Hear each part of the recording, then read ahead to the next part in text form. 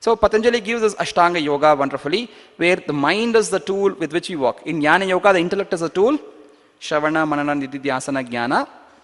In the Raja Yoga of Ashtanga Yoga of Patanjali, it is called the Raja Yoga, the king of all yogas, because more systematic.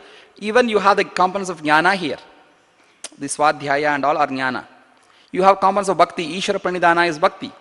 Right? So you have the Karma Yoga also, like Saucha Santosha are all, Tapas are all the Karma Yoga aspects. So in a way, all streams of yoga, the Jnana Yoga, Raja Yoga, Bhakti Yoga, Karma Yoga are all integrated in the form of the Raja Yoga itself. That's why it's called the Raja Yoga, the king of yogas. Right?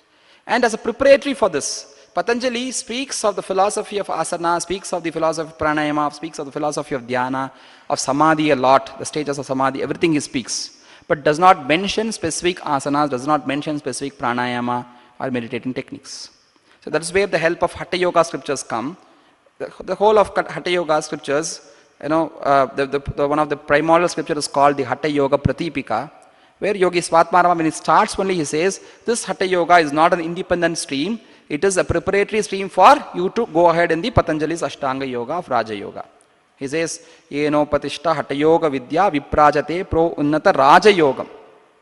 Arodu Michur Adirohiniva. So this is a staircase for you to climb and go to the Raja Yoga of Patanjali. Hatha Yoga, the postures are given. Specific techniques are given there. The asanas we practice today, the pranayama we practice today, they are all taken from the Hatha Yoga scriptures in general.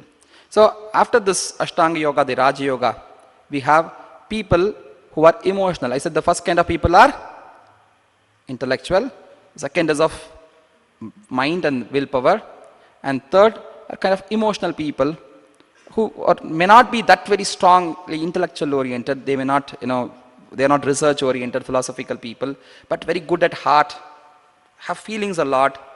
So the bhavanas come there, and using this bhavana, the feeling, the emotion of love which is common for all of us, on something or other, some relations or other relations, maybe on your friends, maybe the children, maybe your spouse or maybe your parents, we all have this component of love. The same when you channelize towards the divinity, it becomes Bhakti Yoga. Right? So, just the love you show towards your parents, show towards the God. It's Vatsalya Bhava. The love you show towards your children, show towards your Lord. Vatsalya Bhava. Show towards your friend, the love towards your friend, the care towards your friend, show towards God. It is Sakhya. Right? So, Dasya and Madhurya, and that's how Shanta Bhava, looking at God as the ultimate and worshipping Him. So the Pancha Bhavas and all have come. This is the science of the Bhakti Yoga, the science of emotions culture. In general, we are all struggling with the emotions we have. Dambo, Darbo, Bhimanascha, Krodha, Parushyamevascha, Ajnanam Chapi Chatasya, Partha Sampadam Asuri. The negative qualities we have, right? The Asuric vices we have, they're all called as the Asuri Sampath. And every day, they try to dominate. They try to come out and show their face. Similarly, we also have good things in us.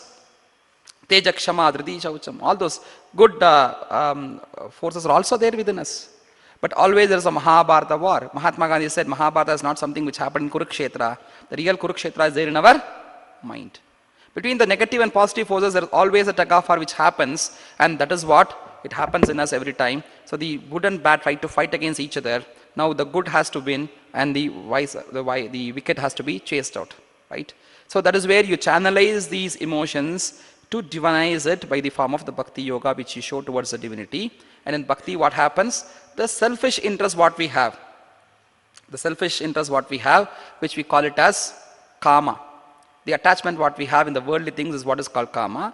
When you add the element of Tyaga to it, sacrifice, right, to it, it becomes Prema. And with this Prema, when you add Sharanagati, that is what has become Bhakti. And that Bhakti is, Shankaracharya says, Moksha Sadhana Samagriyam Bhakti Reva Gariyasi. Bhakti is a yoga, it's a discipline of yoga, where using these emotions, the bhavanas you have, the feelings you have, take out the selfishness from that, add the component of sacrifice, Tyaga, it becomes Prema, the universal love which Bhagavan manifested, and surrender to that. Sharanagati, when you do it completely, Ishvara Pranidhana, which Patanjali spoke about, Sharanagati, which Krishna spoke about in the Gita, add that to that, then it becomes the ultimate Bhakti, which is the science of emotions culture. Bhakti as a third discipline of yoga, the third stream of yoga.